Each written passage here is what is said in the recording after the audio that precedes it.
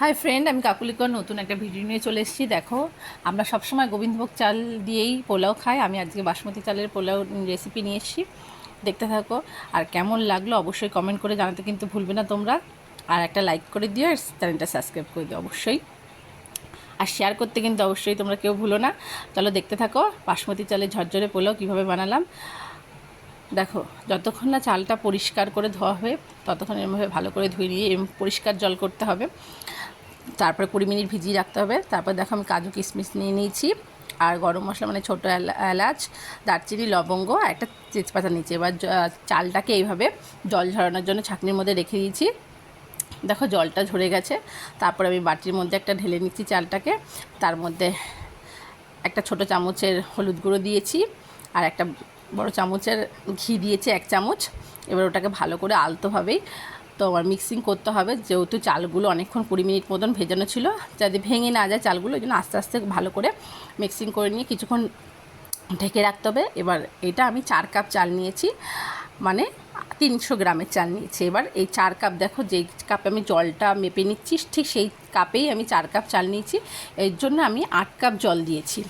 এই 8 কাপ জলটাকে গরম করে ফুটিয়ে নিতে হবে। আর দেখো আমি 8 কাপ গুনে গুনেই 8 কাপ নিয়েছি।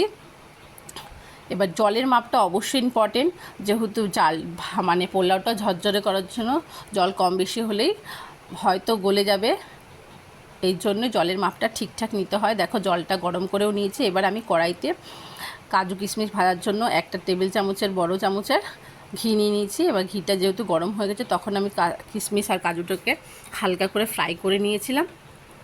দেখো কাজু কিশমিশ দিয়ে দিলাম। এবার কাজু কিশমিশ দেখো ফুলে টইটুম্বুর হয়ে গেছিলো। এবার কাজুটাকে কিশমিশটাকে আমি তুলে নিলাম। এবার তার মধ্যে আরেকটু অ্যাড করেছিলাম, দেখো তার মধ্যে আরেকটু ঘি আমি অ্যাড করেই দিলাম। এরপরে একটা তেজপাতা দিলাম, যেহেতু ঘিটা গরম হয়েছে। এবার ওর মধ্যে গোটা গরম মশলা যেমন দারচিনি, লবঙ্গ আর এলাচ দিয়ে দিয়েছি। এবার এটাকে 3 মিনিটের মধ্যে ভেজে নিতে হবে। ভাজার পর যেই চালটা আমি ম্যারিনেশন করেছিলাম ঘি আর হলুদ দিয়ে ভালো করে মাখিয়ে রেখেছিলাম, সেই চালটা আমি দিয়ে দিলাম।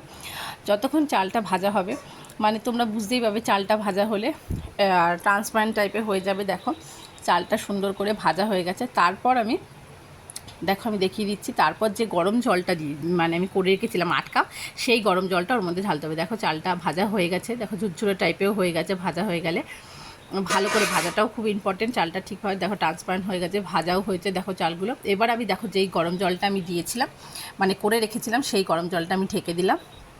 এবার এর মধ্যে যে যার স্বাদ মতো লবণ দিয়ে দেবে আর চিনি দিয়ে দেবে। এবার আমার বাড়িতে একটু চিনির পরিমাণটা কম খায়, কারণ আমার মেয়ে ছোটো, ও মিষ্টি এত ভাত খেতে পারে না, ওই জন্য আমি কম চিনি দিয়েছিলাম। আর যে যার মতো স্বাদ মতো লবণ দেবে। এবার 2টো চেরা কাঁচা লঙ্কা দিয়েছি। এবার আমি দেখো ঢেকে দিলাম।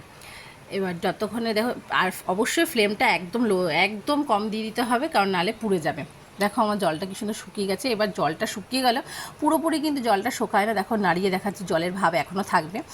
তার মধ্যে ওটাকে, এর মধ্যে আমি কাজু কিশমিশটা অ্যাড করে দিলাম, একটু নাড়িয়ে কাজু কিশমিশ অ্যাড করে দিলাম। আর ওপর দিয়ে আমি একটু ঘি 1 চামচের মতন ছড়িয়ে দিয়েছি। অপশনাল, কেউ ছড়াতেও পারো, না ছড়াতে পারো, কোনো অসুবিধা নেই। দেখো চালটা আমার হয়ে গেছে। এবার এর মধ্যে কাজু কিশমিশ দিয়ে দিলাম, দেখো। তারপর ঘি 1 চামচ ছড়িয়ে দিয়ে এবার গ্যাসটাকে পুরো অফ করে দিয়ে ঢাকা দিয়ে রাখতে হবে। তারপর দেখবে চালটা অবশ্যই, পোলাওটা খুব ঝরঝরে হবে। তোমাদের কেমন লাগলো অবশ্যই কিন্তু কমেন্ট করতে। দেখো আমি ঘিটাও গার্নিশ করে দিচ্ছি। আর কমেন্ট করতে কিন্তু অবশ্যই ভুলো না, কেমন লাগলো আমাকে অবশ্যই জানাবে। চ্যানেলটাকে লাইক, শেয়ার আর সাবস্ক্রাইব করে নিও অবশ্যই। কিন্তু আজকের মধ্যে রাখছি, টাটা, বাই।